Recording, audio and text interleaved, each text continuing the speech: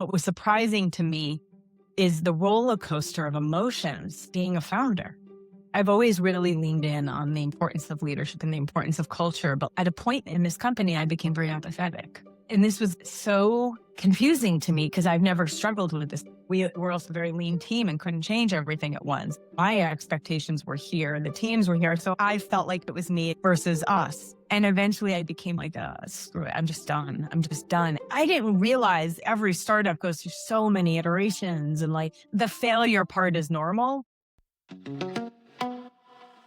Hello and welcome to My Great Pivot, the podcast where we talk to female founders in all stages of the entrepreneurial journey. I'm Carrie Regan, and I'm obsessed with stories of entrepreneurs who risk it all to pursue their dreams. A warm welcome to new listeners everywhere, including those in Vietnam, Colombia, Azerbaijan, and the Gambia. I see you, I appreciate you listening, and I'd love to hear about your own entrepreneurial adventures. This week's guest is the multi-talented Nicole Lipkin, organizational and clinical psychologist, executive coach, author, speaker, and now tech founder. Before launching her startup, Nicole built one of the largest psychology practices in Philadelphia. Today, she's channeling more than 2 decades of clinical expertise into Hey Kiddo, an app that equips parents and caregivers with evidence-based tools to support their children's emotional well-being. As you'll hear, Hey Kiddo didn't start as an app, and the journey hasn't always been easy. Nicole shares all the details, including how her role as a mother to a young son, Charlie, helped inform the app's development. I hope you enjoy my conversation with Nicole Lipkin. Nicole, hello, and welcome to the podcast. Thank you so much, Carrie. It's so great to be on. And you are technically Dr. Nicole Lipkin. You are an organizational and clinical psychologist, among 1,000 other things. You're an entrepreneur. You're an author. You're an executive coach. Did I miss anything? I am speaker. Just speaking. We can call me Nicole because I've never taken myself seriously enough to go by that doctor. When I was introduced to you, it was in the context of your platform, Hey Kiddo. So Yes. Let's start there. Tell me about Hey Kiddo. I think the best way to describe Hey Kiddo is to tell how it came about. As you said, I've been a clinical and organizational psychologist for over 20 years, and I had one of the biggest practices in Philly, which was amazing, 80 therapists. And so on the professional side, I always was so puzzled by why we keep on outsourcing mental health to therapists and schools without giving parents the tools that they need to help support their children's emotional well-being. And also I work with a lot of leaders and people have been complaining for years. Oh my God, about the young generation and every young generation entering the workforce. Oh, the emotional intelligence skills, all that. To me, it's all the same stuff. So professionally, it made a ton of sense. But personally is why I started Hey Kiddo. So my parents were school teachers in the South Bronx, and this was during the 70s, 80s, 90s. And they were math and English teachers. And their whole philosophy was you can't learn if your headspace is clogged. So they would go in super early in the morning, like 7 in the morning, and eat breakfast with the kiddos and just be an ear to these kids. And they brought that home to my brother and I. And they raised us about 20 minutes outside Manhattan. And in that town, everyone's parents, this was the 80s now, everyone's parents were doctors, lawyers, and Wall Street. And in the 80s, no one talked about anything. That mental health stuff, like no one was talking about this stuff. But my mom was a genius. She was incredible. She would hold these tea parties. She would invite my girlfriends over and she'd hold these parties, serve tea and little sandwiches. And we'd talk about our crushes and other things. And I didn't realize what my mom was doing until I had my own kiddo, but she was making our home a very psychologically safe home to talk about anything and starting with the things we wanted to talk about. We wanted to talk about our crushes.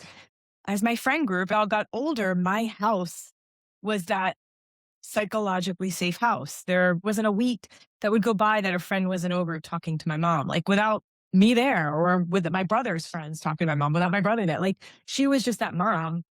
And I grew up, and so did my brother. We grew up in a house where we could talk about anything. And I didn't know how weird that was till I became a shrink. And that's weird. It's weird. That's not necessarily the norm. And my dad died when I was 12, my mom when I was 19. And I am so viscerally aware of how screwed up my life could have been. Like that could have been a horrible setup for the rest of my life. But my life has been really good. And it's 1,000% because my parents over indexed on our emotional and social well being. They cared about academics. They were teachers. Of course, they cared about academics, but that's not where they held the space. They held the space in helping us learn to openly talk about things, the hard things. They held the space when we screwed up, and we would screw up a lot, knowing that they were in there. They taught us how to be resilient, empathetic. They taught us all this amazing stuff. Not every household gets that. I got lucky, and I don't think it should be the luck of the draw. I think every single adult who's choosing to parent a child deserves that opportunity to have the resources at their fingertips to help them, because it's really freaking hard to parent. It's just really hard. And we all deserve to have that kind of thought partner to help us through it. And that's what Hey Kiddo is. So is that how you describe Hey Kiddo, as a thought partner, this app? If I'm a parent and I'm totally lost and frustrated, I don't know how to talk to my teen. They've stopped talking to me. It's silence all the time. How does Hey Kiddo help me? So if you're a parent just experiencing teens, right? Everything else along the way as well. Just like the normal parent, right? Yeah. Here's the thing with Hey Kiddo. Our app is focused on parenting adults. And I'm saying parenting adults because not everyone has parents, might be a grandparent. So it's parenting adults who are supporting children between the ages of 0 to 12. So we're trying to get to kids before they become teens, before all the other things start like blowing up in their lives, the social stuff starts, all of that. We used to be an app just focused on 5 to 12, but now we went down to 0 because we were asked, hey, can we just follow that trajectory? Because so much changes over time. But what it is, yeah, I describe it as a parenting partner. I'm a psychologist. When I had Charlie, everything I know went out the window. Like, it's different when it's your own kid. We over catastrophize, we under catastrophize. It's difficult. It's really difficult being a parent, but you know your child, you know your family dynamic. It's about having kind of a thought partner by your side, a parenting partner by your side to like help give you the tools in the moment, help support you, help grow with how your family's growing. So there's a couple of things that Hey Kiddo does. It gives parents psychoeducation around what they're seeing. So let's say you're seeing a lot of negative self-talk in your 6-year-old. Giving you education about what that looks like, what we know in psychological science today about negative self-talk in a 6-year-old versus a 12-year-old. Mm-hmm. So it's giving you developmentally appropriate education around what you might be seeing, or anxiety or stress or whatever. It's giving you tools as a parent to learn how to model the behaviors and skills that you're trying to build. Again, as parents, we over catastrophize or under catastrophize. We don't see things always as they are, just human beings don't.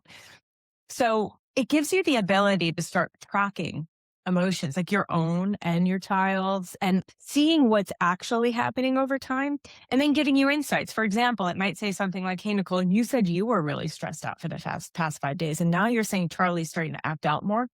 Could there be a link between how you've been feeling and what you're seeing in Charlie? Here's some tools. Here's some resources. We also have something called May. And I love May. May is our chatbot, and there's so many guardrails around May. It's like having our team of psychologists and therapists and child experts. Like, we've worked so hard on this. I'll give you an example from my life. One day we had to get out of the house and Charlie was not moving. This was when he was 6, and he's 7 tomorrow. Yeah. So it was like when he just turned 6, he would not get out of the house. He was like focusing on what he wanted to do. And I reverted to 1980s parenting. I'm like, I'm taking this away. We're canceling this weekend. And everyone was upset. We got out of the house. Everyone was upset. And like, when there was some downtime, I turned to May, like, this is what just happened. And first of all, May validated me. Like, it happens to all of us. Sometimes you just really do have to get out of the house. Next time, tie it to a behavior. Tie it to a behavior. Like, hey, Charlie, we might have to cancel some of the play dates this weekend to practice getting out of the house in time. Try that. But then it also helped me with some longer term strategies to try to start working with Charlie when he's stuck in something to help unstuck. But it knows me, it knows my family. So it's kind of trial and error, what works, what might not work, and let's move from there. So I love that. And there's a bunch of other things. One of the other things that we just added to Hey Kiddo that I love is inviting another co-caregiver. That could be a spouse, it could be a co-parent, it could be a grandparent. So you can get on the same page with your village, communicating observations together, sharing resources. So that's what it is. It's a parenting partner. That's incredible. We're in a co-parenting situation where my stepson, who's going to be 17 in a few months, has a mom and stepdad, and Mhm. then there's his dad and myself. And so I love that we could share this app across our household. Again, he's aged out, but we could Yes, have, in order to share these observations and be on the same page, because that communication doesn't always happen in these of shared course, custody situations. But you always want to come together, well, at of least I course. hope, for the good of the kid. And what a great Yeah, opportunity and observation to be able to include that. I need to yeah. touch on the fact that, my God, you lost your parents, both your parents, while Mhm. you were still in your teens. And what Yes, an incredible tribute this is to them, and yeah. how moving that you recognized everything, the psychological safety, that environment Gross. that your mom created, and you wanted to replicate it and give other parents the Yeah. tools through this app. You went on and studied psychology in college. Did that environment that you grew up in inspire you to pursue psychology at that time? Or was it just sort of, Um, this seems interesting, I'm going to follow? Was it subconscious? I suppose probably subconscious for me. I never put two and two together. I mean, here's what happened. I was a psychology major and a dance major in college. I wanted to be a dancer and an actress. And the truth, my brother is an actor and was an aspiring actor. And I was like, one of us has to be responsible. I liked psychology a lot and I always questioned it. I was always skeptical about stuff with it. And I liked challenging myself. So I moved to Philly from New York and I worked in the field for a year in an assisted living facility, actually, with elderly folks. And it was so heartbreaking. It was heartbreaking because people would die. And it was heartbreaking because a lot of people's families didn't visit. And there was such sadness on age. And like it was a very emotional experience. And I realized that just being there in that capacity made such a difference in people's lives. And I was like, I want to do this. And so I'm like, I'll go to grad school. I'll do it. So I don't think it ever clicked. But I always was someone that was like a good listener. I always was someone that was very interested in people. And so I went to grad school and I happened to go to a program where you could do other degrees, get your PsyD, your doctorate. So I did an MBA and I did a criminal justice degree because I was like, I want to go into the FBI because I loved Agent Mulder from X-Files. I had such a crush on him. So I wanted to do that. And I wanted to go into business because the other thing my parents did was, I was in business for myself since I was 5 years old. Because they were school teachers. They raised us in this community, so they couldn't raise us on that salary. So my grandfather was a jeweler. And so we would also sell jewelry at flea markets and antique shows. And so while other kids were watching Saturday morning cartoons, we were working at these places. And when I was 5 and my brother was 11, they're like, stop complaining. What business do you want to be in? And we're like, toys.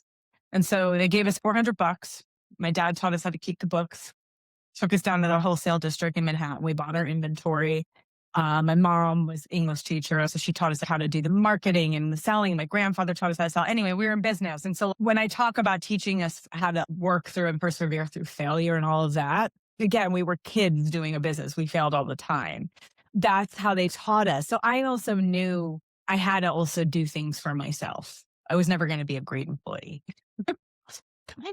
So yeah, like it's just so I don't know. I'm sure it was subconscious. I was answering this question in such a roundabout way. Sure, it was subconscious. I never put it together though until I had my first business. To pursue a PsyD and an MBA at the same time, I can't, like, goodness, you were in your 20s, I imagine, full of Yeah. vim and vigor.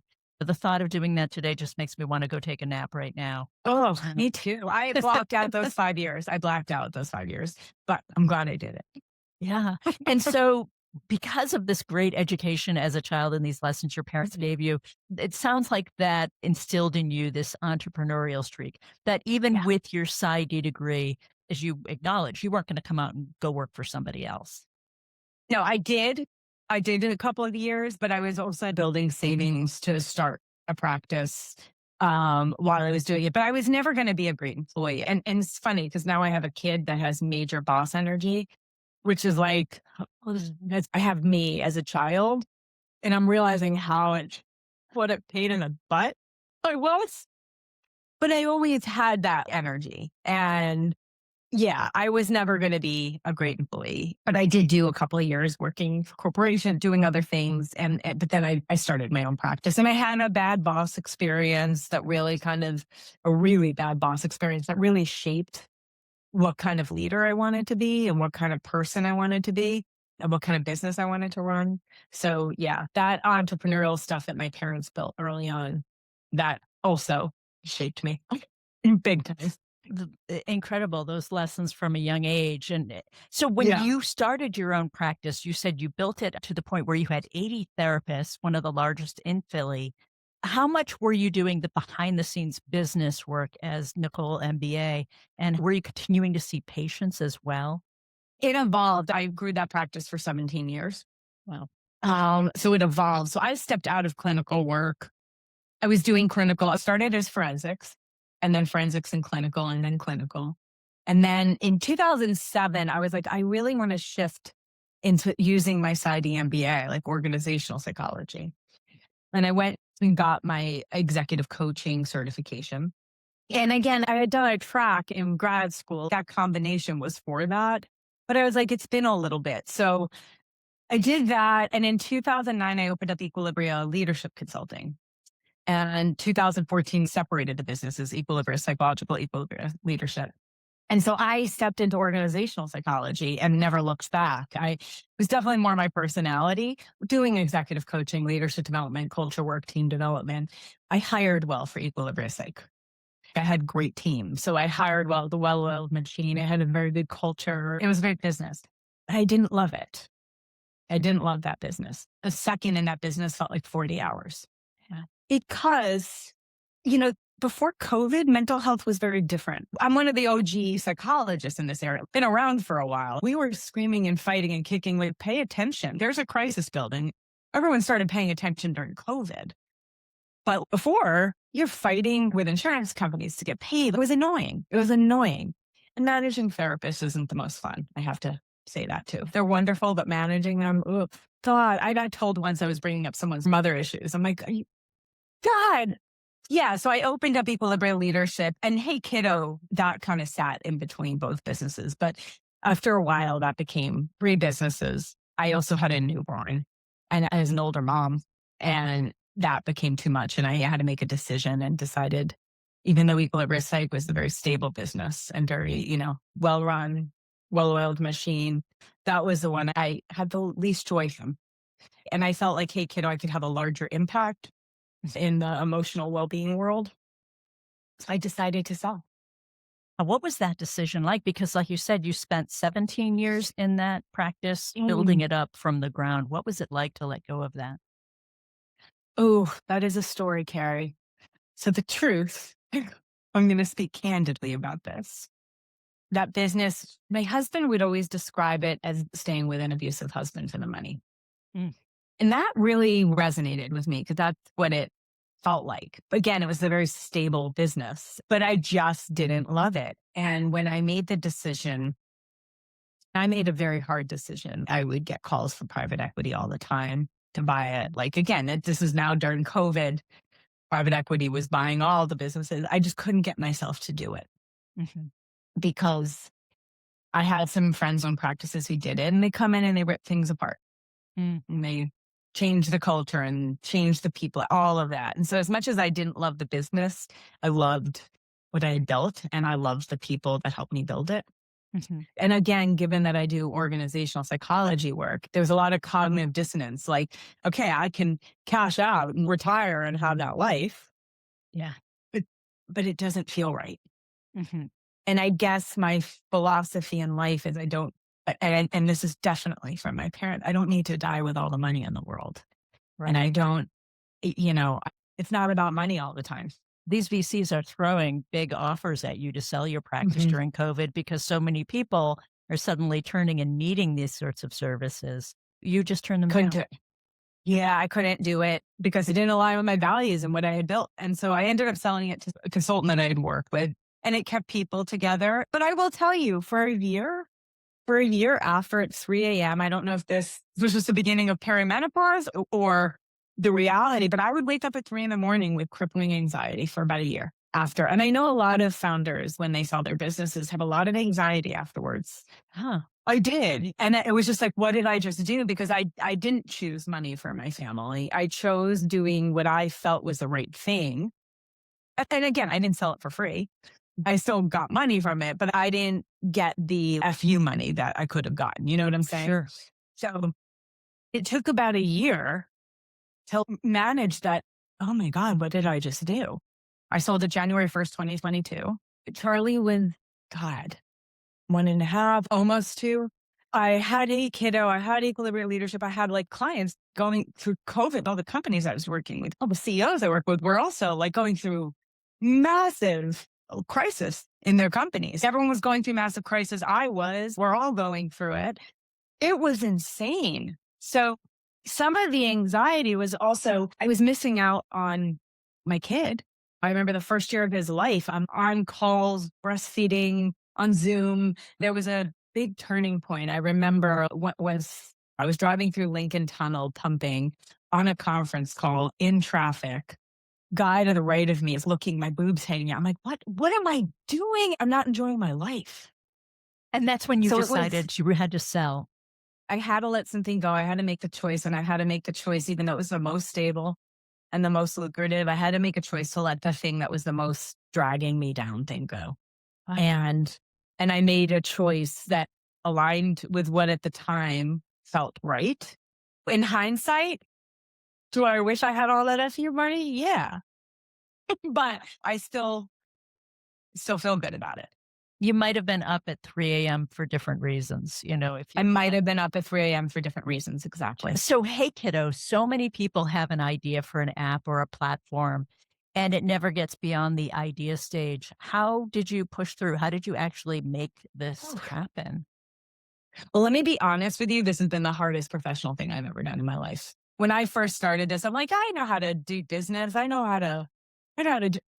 I didn't know anything. Like, this has been like getting 5 other MBAs in different languages that I don't speak and will never be able to speak. This has been literally the hardest thing I've ever done. I just had no idea. I'm very thankful for learning because I feel more compassionate toward people that are going this. I feel like I can advise and help people now. I used to help startup founders before on equilibrium leadership. I had no idea. Like, going through it and then helping is a very different thing. So anyway, let me just start with that. We've gone through so many evolutions of this. So my team, none of us had startup experience. So that was also, in hindsight, a challenge. But during the time, I'm like, but we know how to work together so well. We know how to pivot and communicate so well, which is amazing. And also having people with startup experience at the beginning can be very helpful. So I want to say that. I didn't realize it though. This is all hindsight stuff, right? Hey Kiddo actually started as the Young Leader Project. It was a totally different concept. It was a mail at home social emotional learning kit that would come monthly. And that was our first National Science Foundation grant. And the whole thing was like, do things together with your family, all of that. But it felt like what we had created from our feedback, it felt too much like homework. We just didn't create it right. And then we evolved into this stealth learning video game where kids would be playing a video game, but there would be a parent dashboard in the back so parents could learn where their kids are excelling and where they might be struggling. And then here's some tips on having the conversation. We did not get a phase 2 National Science Foundation grant at that point. And in hindsight, I know why. So I took that parent thing, and that's what created Hey Kiddo. Okay. And so Hey Kiddo started as a text-based app, like a text-based application, not an app. But it couldn't be personal. When you're texting, you're not personalizing. Like you can't really dive in. And we got a lot of feedback there. I'm basically saying there's been so many freaking iterations of it. It's like so many different iterations. And then we got another National Science Foundation grant, a phase 1 and one a phase 2, which was amazing. I'm still traumatized from writing that with my colleague, Kayla. But that is what gave us the initial funding to really do the R&D for this. And we literally had different versions and have learned and done a lot of customer inquiry and discovery. And we have another version, but then AI came out. Like, how are we going to use AI ethically? Anyway, we just launched this new version. We ripped apart everything, rebuilt it, And now we're building on that. But there's been so many obstacles along the way that I never expected. Like I've never in my, like I never would have imagined. What's one of the more surprising obstacles that you encountered? Being very honest, I think one of the most surprising ones, it's around the people. It's around the different phases of my own personal leadership. That's been surprising to me. I've always really leaned in on the importance of leadership and the importance of culture. But at a point in this company, I became very apathetic, to be honest. Very, very. And this was so confusing to me because I've never struggled with this before. I felt like the team was not believing in my feedback. Okay. The previous version of the app, I did not like. I didn't think the app was good. I didn't think the product was good. I wasn't turning to it and using it, but I still had a kid in this age group. I was finding myself going to other things. And we didn't have analytics hooked up yet. So it was my word, having to give that feedback to the team. And I wasn't doing it effectively. I wasn't getting the point across. And my anxiety was coming up because it's like, all right, we really need to change it. But we were also a very lean team and couldn't change everything at once. So my expectations were here and the teams were here. So I felt like it was me versus us. And eventually I became very apathetic. I'm like, screw it. I'm just done. I'm just done. And what was surprising to me is the roller coaster of emotions being a founder and being in it and then being like, screw it. I am done. Like how quickly I'd never felt that before. Never felt that about anything. I've never felt that about my businesses. I've never felt that about the people. And it wasn't anyone else's fault. It was me going through this roller coaster of like, a startup is a different beast. It's a different beast. Honestly, the analytics should have been in from day one. So it wasn't just me or me talking to other parents and bringing the feedback. So I think that was surprising is my roller coaster of emotions around the company, around the team and all of that. I'm all in now, but I think I had to go through this deep, dark, low point in it to climb back out and see, oh my God, no, what we have now is amazing and can impact so many people. And we have the team and we have the right people. But I think I had to go through that. I just wasn't used to those high highs and low lows. Yeah. And I hear from so many founders that the product that they end up with isn't necessarily the product that they envision from the start or that they have at point A, B, C, D. They might not have the final product until they hit point M, say. And how frustrating that can be to invest so much time in the beginning, especially when you're a new mother and all the time that you put into your startup is time away from your baby. But to put all the time in and be so impatient and want to get to, version M and you're seeing version B, C, and D, and it's not right. And how frustrating it can be if you feel like you're holding it to a certain standard that others who you're working with don't necessarily hold it to that same standard. I imagine that can be challenging. Or if they have different visions for it, and yet you're all different visions. Yeah. I think it was just different. And it was a founding team. It's not co-founders. It was not having the line of sight into stuff to see how people were engaging until we did have it. And then we could see. But I think having the same vision, but like me also not recognizing, well, we have to do A, B, C, D and before G happens. And again, my other businesses are service businesses where you do put it out, you build it. And at least in my experience, it happened. Yeah. It worked. And it worked on reputation and culture and building brand and all of that. This, like, woof, it is just a different experience. It's just really hard. Yeah, you have it out there in this busy marketplace where there are a lot of apps. The marketing alone that you have to put behind that to get eyeballs on it. The fact that if you do raise money, suddenly there's the pressure of having that too and needing to deliver for those investors. Besides the NSF grant, you did have some other investors early on? Yeah, we do. We have investors and we've had great advisors and the investors are advisors. And I am actually in the process of raising 450,000 bridge round. And because it took us a while to get to this, that's actually working now. And we're seeing like, okay, we're there. Now we have to raise this bridge round to extend that. One of the things that I've been really grateful for, I will say, which has been really interesting with this company is the universe has provided, like the right people have always been brought to us to help and to support. And I've been surrounded by, even with the team, I've been surrounded by amazing team members and amazing advisors and amazing investors. I've been really lucky um, to have a lot of people that believe in us. And that's been really like, makes me emotional. I feel very lucky that way. And also, I feel lucky I've been able to be candid about those lows. And I'm sure you've talked to other founders, the high highs, the low lows. Like it's psycho. It's crazy. It's crazy.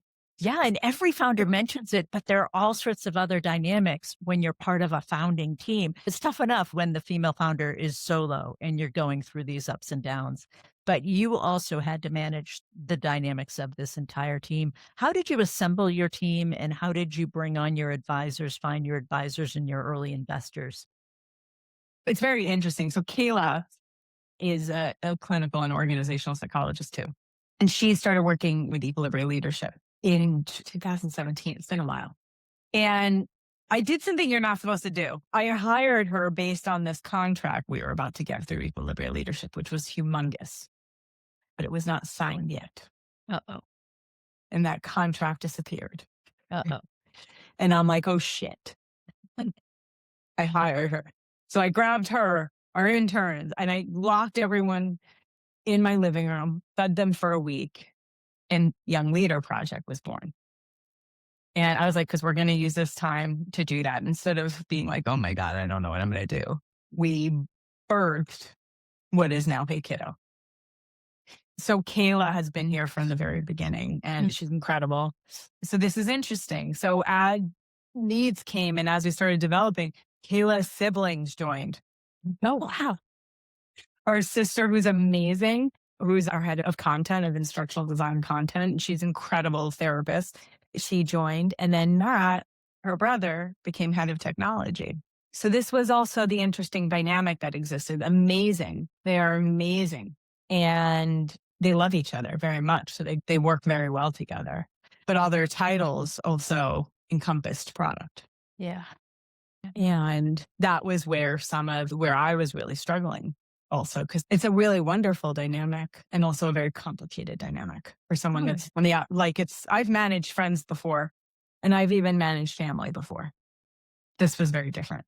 Manage siblings. Yeah. Where they have their own sibling code and their own internal dynamics. And then you are, I'm very close with them. Again, when you're talking about team dynamics, it added another layer that was really interesting. So it was like us as the core founding team and Kayla from the very beginning.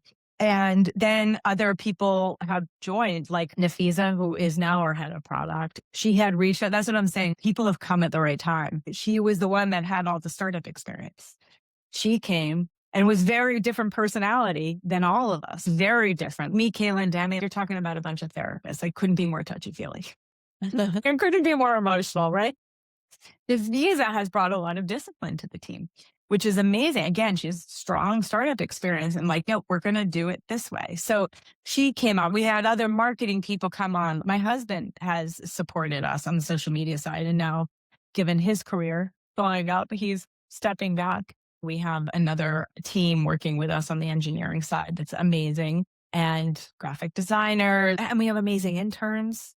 People come in at the right time and with the right dynamic, and the advisors pick them up along the way. It's incredible. And the investments that we got from our current investors, that was through the Lion's Den Act, which is a regional conference. It was my first time live pitching, actually.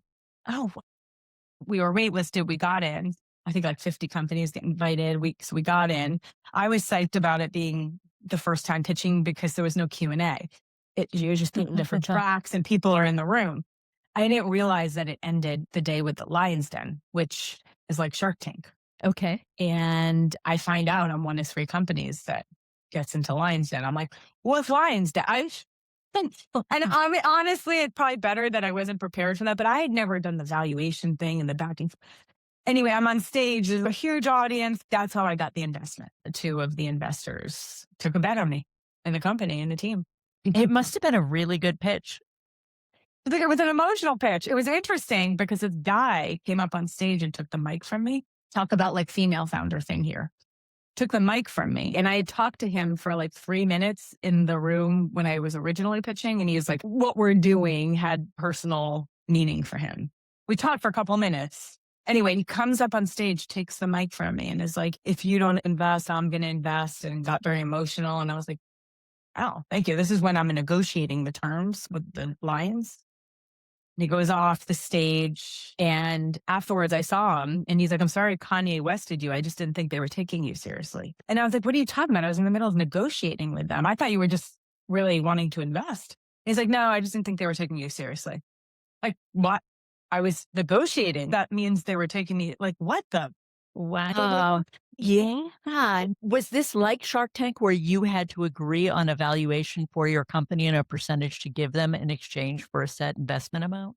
Yeah. And they brought it down, and they should have brought it down. They were right. But I was like, can I think about it?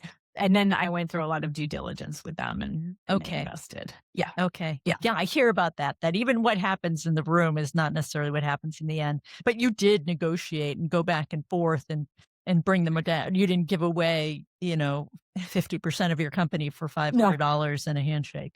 No, I did not do that. I did not do that. I think what they negotiated me down to actually was very fair.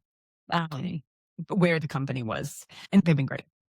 And when that happened, when somebody else invested in your company at that point, did you feel an increase in pressure? Did you and the team feel greater pressure knowing that it wasn't just your baby? I did. Yeah. I did. And I also would have to report out. So every time I was meeting them and reporting out, we were going through these obstacles. You feel very alone. You feel like you're the only one. I didn't realize every startup goes through so many iterations, and like the failure part is normal. I didn't realize that because I was also so in the business that I wasn't talking enough to people. But yeah, I felt a lot of pressure, and I don't think they were putting pressure on me. I just felt so much pressure. I felt pressure with NSF. Like every dollar, that's taxpayer money. I'm very frugal. I'm careful. So yeah, I have felt a profound amount of pressure over the years. And so I think that's part of we're finally here, but it took a long time. That's part of my own internal anxiety and angst around that, and why I think I got not really high and low on my own leadership and that apathy. It was very stressful having to report out. And I don't think I was disappointing them, but I felt like it. I felt like I'm not carrying my end of the bargain. And this is where I'm having like an aha right now, but I think instead of communicating that clearly to the team, like, this is what I'm feeling right now, I think I would put it into the product angst, versus there's business angst here that needs to be addressed. We're so focused on the product. I'm sitting here carrying this business, and there's a lot of angst here. Yeah. I don't think I'm communicating it well. Yeah. Well, and at the same time, again, you're a new parent and you have this whole other business that you're running as well. Your leadership coaching business. Right. Because that's how I'm paying myself. Wow. Did you invest any of your own money, or you or the team invest your own money in the business? Yes. Yeah. I'm the one that invested. So yes, I put money in. Mm-hmm. Yeah. So there's that pressure too. You have a family, and every dime that you put into this product, you're also either going to contribute to your family's future or perhaps take away. And so you have that additional pressure and consideration as well. But going back to the product, I love two things that you said earlier. One, that you used your chatbot yourself. Here you are. Of course. You have decades of experience in this field, and yet your product is so good, you're using it yourself. And two, I loved what you said about how it looks not only at the child's behavior, but the parent's behavior too. And I hear That's this what it's focused on. Yeah, my sister's a clinical counselor, and she works with adjudicated youth, and she would constantly tell me it's such a shock for the parents when you go and you start asking them about their behavior. But it feels like the traditional old model is always look at the child and look at their behavior and what they're doing. Right. But what we're feeding into it and how we're behaving and what they're reflecting and reacting to is so much a part of the picture too. It's everything. I always clinically, I would always get shocked in our process. So we treated a lot of families, but we have a very big arm in child and family work. And parents would come in, here's my 5-year-old, here's the problem. No, it's a system thing. It's interesting. Charlie's been the guinea pig from day one with this. And when Charlie was 5, Matt and I had not gone away for 5 years just because of COVID, not having people to take care of him around, all of that. And finally, we had someone staying with Charlie for a weekend and we were going away. And Charlie gets sick the night before. And so he had to come with us. I'm like, bro. And we're all pissed off. We're all annoyed. And Charlie's obviously like cranky and sick. Anyway, we get to the hotel. Matt's going to get coffee for us. And I'm frustrated and Charlie's not listening. And I go, and Charlie comes up to me and taps me. Mommy, when you go, I think you're mad at me and I really would rather you talk to me. And I was like, how? But that's a Hey Kiddo kid. That's what it's about. Now, Charlie goes, oh, when he's frustrated, like it's putting the mirror up to me and how to model the behaviors I'm trying to build in him to talk instead. And there was another example where I used this app where it was incredible. Charlie officially got diagnosed with ADHD. And I knew that since the day he punched down in my belly. But what? It's official now. It's official. And I was using the app to help me, like, how do I want to word this to him to talk to him about it? Like in a very low key way. And again, this app knows our family values. It knows who we are, knows that we're kind of like funny and playful, all of that. It coached me in such a great way on like carrying myself around this and presenting it to him. I didn't even mention the words superpower to him. But the way it coached me to talk to Charlie, Charlie brought it like, oh, mommy, so it's like a superpower I have in the way I think. And he was like, let me tell you how my brain works. And just started laying it out. And he's like, I'm okay with this. That's what I'm saying. We as parents, we have so much impact with our kiddos, so much impact, and everything we do matters. And it's okay when we lose our shit, excuse my language. It's okay. It's just how we do it afterwards, how we talk to our kids about it afterwards, and and then the having the conversations. Like when he did that, mommy, I wish you would talk to me. I could have been like, get away or stop. I could have done a million things, but he gave that gift to me. Mm-hmm. And so this just comes in and helps. It helps me think through things. And I think it helps also put a mirror up. And I think it's so hard being a parent. And I know we've said this every generation, like it's so hard parenting. This is a little different. Like, I don't know if there's going to be college by the time Charlie's ready for college. I don't know if I don't know what professions will exist. Mm-hmm. In the past, if a kid said, I want to be a lawyer, like, okay, this is the path you follow. I don't know. All I can do right now is manage my own anxiety around like, what is the future? Help Charlie be agile.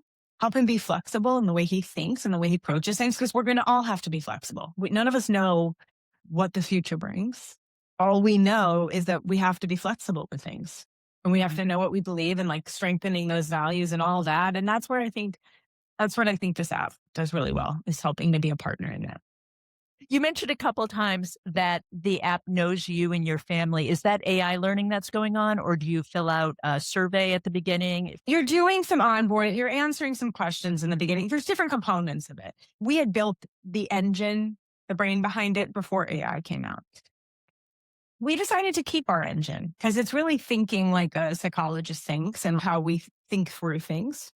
But we've used AI to strengthen. And we've used AI to get it like patterns. Like, for example, if you're in our library and let's say the family pet is sick and you need to talk to your child about death, that it's imminent or whatever, there's going to be a lot of resources for that. But using AI, knowing you're looking for that, it's going to be checking in on you. Like, how are things going with that?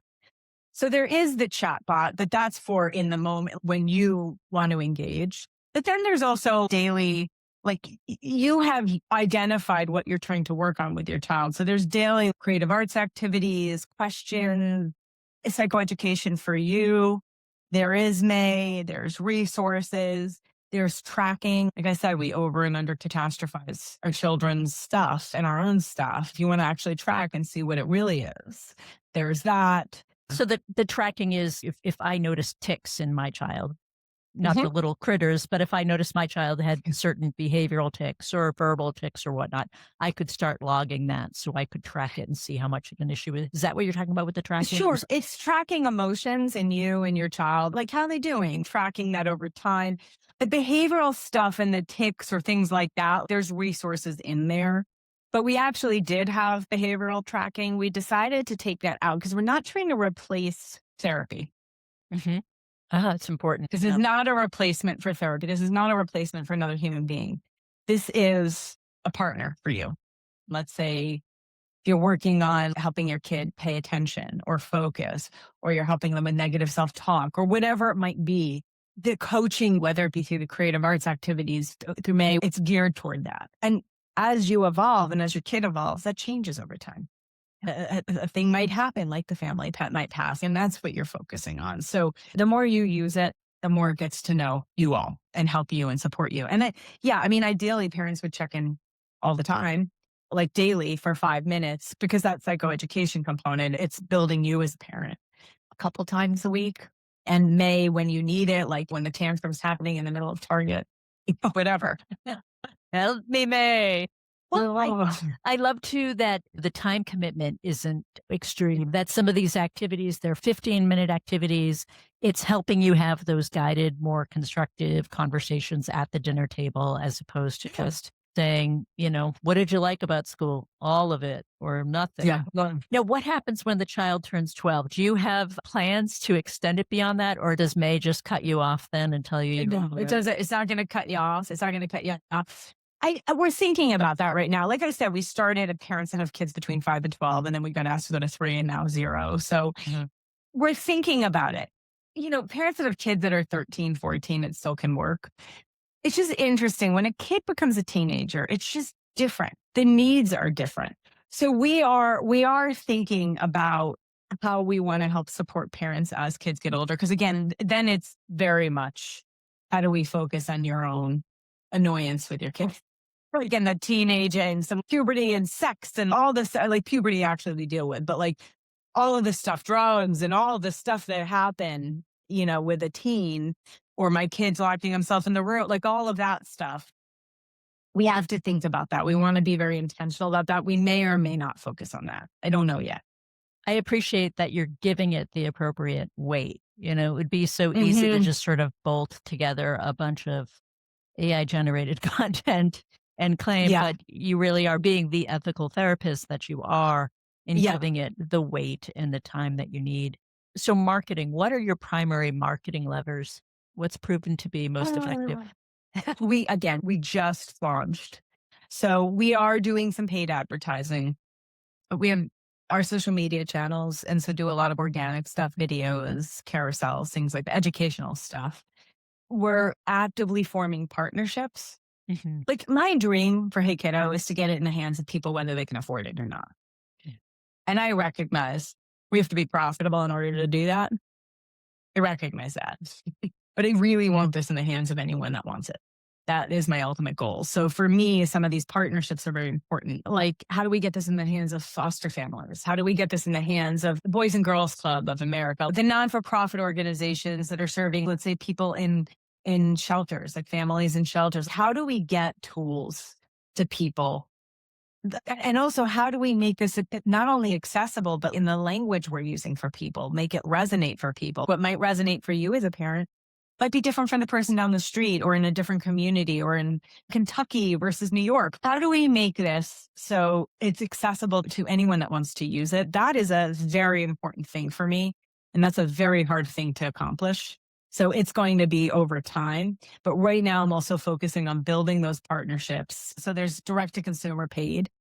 I can imagine grants helping with some of the partnerships. There's certain pilots that we have to bring it into certain pediatric behavioral health and maternal health areas and schools. Again, that's on the B2B side and forming those pilots to see what would be needed. But I am so open to ideas at any point. Yeah. I could see it being a great offering for some of these corporate benefit organizations. Totally. We're trying that out right now with a pilot to see if it helps also parents and helps parents who are working parents. If you want your employees to be present as employees and not having the constant child crises or the headspace occupied by whatever crisis is going on at home, what a great tool this would be to offer to your employees. All right, it's critical. The research has shown from the beginning of time, connection is protection, period. We know that. We know that when a parent A parenting adult is connected and has open communication with their child, even in the worst adversity. That child is more resilient. And when the child doesn't get help, you see life expectancy decreases. You see dropping out in school, career, like all of it's impacted. So we know connections protection. The reason why parents often miss is like stress of their kid having mental health struggles or emotional well-being struggles, like sickness, things happening at home. You give that support to parent, and this is the thing that helps with connection or that protection. You brought up the idea of making sure that it's culturally appropriate across a variety of socioeconomic levels too. America is a melting pot. How many different cultures you have to account for in the different dynamics Yeah. there too. It really is a complex puzzle, but one where I imagine AI could really help. Acknowledging so. all the many issues that you still have around AI too. Yes. Yes. This is something like if we're successful with raising, like again, this is on our radar of what's important to us as a company, what we value.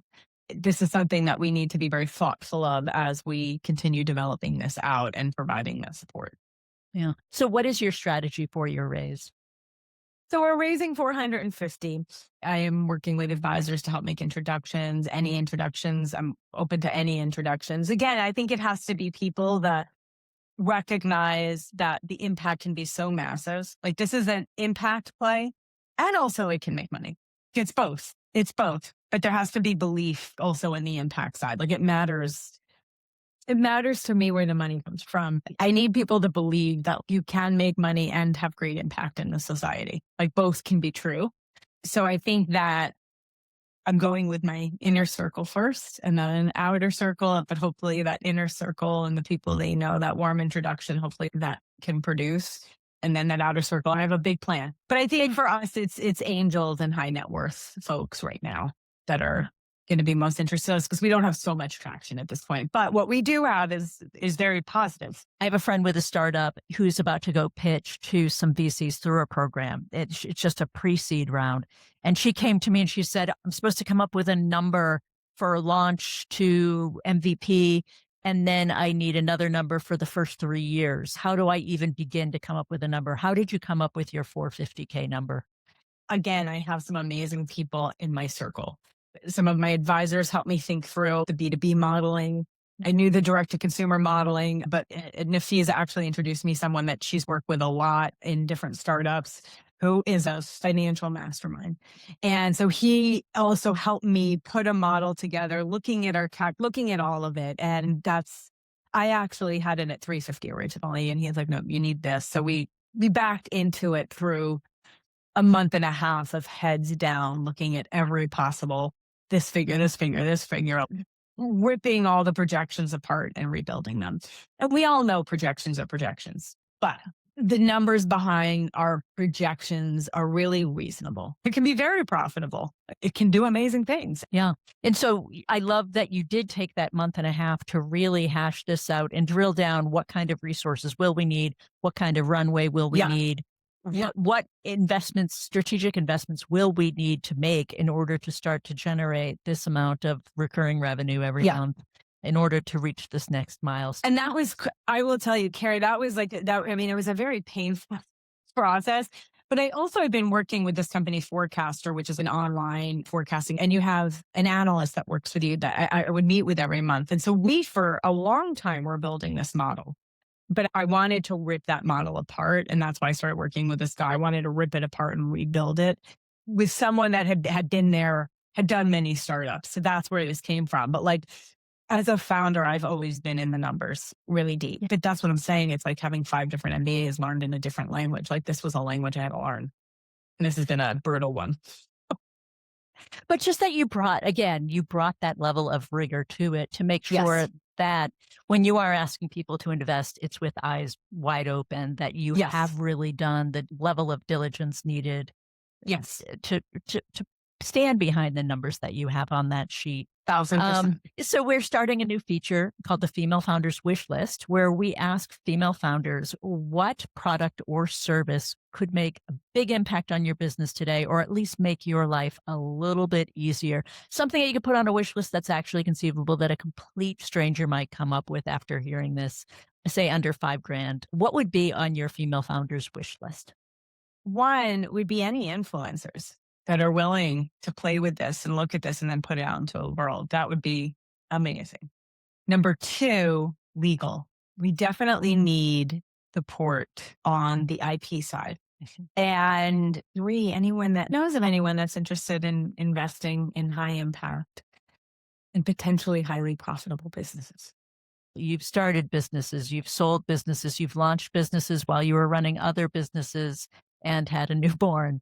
What advice would you give to a aspiring female founder? She's in a job, maybe she loves it, maybe she doesn't, but she has an idea for her own app and she wants to go and launch this, has no resources, has no know-how. Knowing all that you know now, especially, what advice would you give her? Oof. What I would say, it's a couple of things. Go in eyes wide open. Television, radio, everything makes it seem so freaking easy. It's not. There's nothing glamorous about entrepreneurship. It's dirty. It's messy. You sweat a lot. You have constant bad hair days. You wake up at 3 a.m. panicking. Like there's nothing glamorous. We've glamorized it with Shark Tank and made it seem so amazing. It's like any business. It's hard. It's rough. And you can do it. You can absolutely do it. But be self-aware. Set your boundaries. Because the whole movement now of what is that, working 9 to 9, that whole shift, that's stupid. Give me a break. Give me a break. Our brains are not designed to do that. Your mind and your body is all you got. And your relationships, that's what you have. Don't do things that you would advise your best friend not to do. Don't start doing them. So go in eyes wide open that this is hard stuff. You need to ask for help. And you need to ask for help immediately when you're noticing things. And there's a lot of people out there that want to help. There's a lot of people that want to help. I want to help. Like we all want to help. Have the candid conversations and go in with a deep sense of awareness of who you are. That can so easily get lost. Can't tell you how many times I've lost that in myself. Go in with that deep sense of awareness of what your priorities are and who you are and stick to that. Because when that gets muffled and jumbled up, that's when you are like, what the hell did I just do? Why did I just sacrifice this when that was the most important thing to me? Like, know what your priorities are. And I wouldn't have said this a couple of years ago. Wow. I just got really intense there. I love that. I love that. And well, when we have to give a shout out to your husband's a comedian and a performer and brings so much laughter and joy to women on Instagram with his portrayals of you going through perimenopause and menopause. I have to think that having a professional comedian in the house adds some much needed levity during these really stressful times. It does. I mean, he doesn't have to make anything up because he just writes down me. So yes, I love it. And that's the thing. Our house is fun. It's a fun house. It's an intense, fun house. So yes, it's at Matt Hyams on Instagram. But yeah, he's making fun of his entrepreneur perimenopausal wife and it's working and it's amazing. And it's giving us all actually what I've been so fond about with that is how cool the comments. It's helping all of us feel seen. The entrepreneurs, the perimenopausal women, like it's helping all of us feel seen. We're not crazy. We're not alone. Like we're all this. You're so good. You're a family on a mission. I can't wait to see what Charlie launches. Oh my God. Well, Charlie is now the class clown because Charlie's really funny and we laugh. Like he's legitimately funny, but now we've shaped a class clown who is in it for the laughs. So we have to teach him when it's a good time, when it's whatever. Thank goodness you have May and the Hey Kiddo app, right? Oh, good. So I'm going to be sure to drop a link to Matt's Instagram as well as to Hey Kiddo in the show notes. Where else can people find out about you and Hey Kiddo? So Hey Kiddo in hey-kiddo.com and also at Hey Kiddo app on all the socials. And me, I think on LinkedIn, I'm Dr. Nicole Lipkin. That's where I become doctor. Yes, absolutely. You've earned it. Claim it. Thank you so much for joining me today. I can't wait to hear more about how the raise goes, this round goes, and I can't wait to follow Hey Kiddo and see where it leads you. Thank you so much. Thank for you, sharing Carrie. this. This was an awesome combo. Thank you so much. Thanks again to Nicole Lipkin for sharing her story and for reminding us that the most important and impactful startups aren't always perfect right out of the gate. You might have noticed a new feature in this episode, one I'm calling the Female Founders Wish List. As Nicole shared, the entrepreneurial path is a tough one. Founders are often working solo or with a small team where there's too much to do and not enough time, money, and/or people to do it all. A little extra help with tasks like marketing, legal advice, or even business mentoring sessions at the right time can make a meaningful difference. So I've started to ask female founders what product or service, something that's not too expensive, could make a big difference in their business, or at least make their life a little easier today. Head to mygreatpivot.com and click on Founder Wishlist at the top of the page. There, you can browse our founder cards with their wishes. And if you have the time and skills needed to fulfill a wish, you can let us know by clicking on the appropriate card. If you fulfill a wish, we'll give you a shout out on a future episode and on all the socials. And who knows, it could be the start of a beautiful relationship between you and the world's next great startup. Are you a female founder with a wish of your own? You can let us know on our website too. Once again, just go to mygreatpivot.com and click on Founder Wishlist at the top of the page, or access it directly at femalefounderwishlist.com. That's a lot of links. You'll find them all in the show notes. My Great Pivot is a production of the Female Founders Project. If you enjoyed this podcast, please like, share, and subscribe. And if you'd like to share your own entrepreneurial journey, we'd love to hear from you at thefemalefoundersproject.com. Thanks for listening and keep innovating.